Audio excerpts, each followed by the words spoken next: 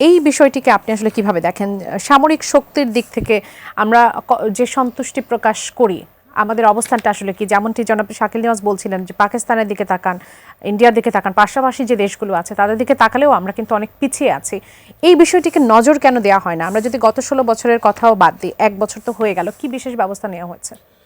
আমরা কাজের থেকে কথায় পারদর্শী এবং আমাদের সোসাইটির মধ্যে একটা বিরাট সংখ্যক সমর্থক আছে যারা এই কথাগুলোকেই বেশি পছন্দ করে।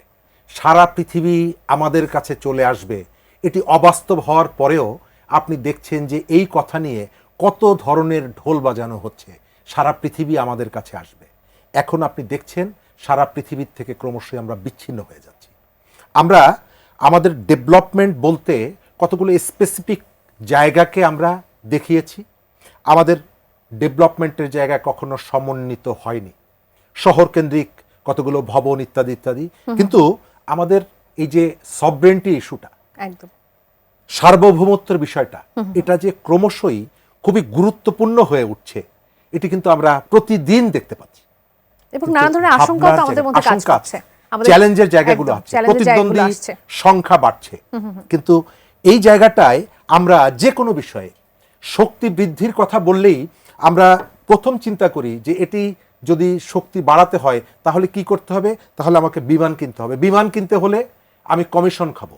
এবং আপনি দেখবেন যে বাংলাদেশের যতগুলো সরকার এসেছে প্রত্যেকটা সরকারের সময় একটা বড় দুর্নীতির জায়গা বিগত সরকারের 2013 সালের বিমান চুক্তির ঘটনা নিয়ে নিশ্চয়ই শাকিল নিয়াজের কাছে সময় থাকলে আমি একটু শুনতাম, কিন্তু সেটি আসলে শোনা হচ্ছে না এই মুহূর্তে। তো এই যে জায়গাগুলো, এই জায়গাগুলো থেকে আমাদেরকে বেরিয়ে আসতে হবে। সরকার একটা প্রতিশ্রুতি দিচ্ছে চিকিৎসার, আমি সন্দেহ পোষণ করি, আমি চাই যে সরকার এটি করুক।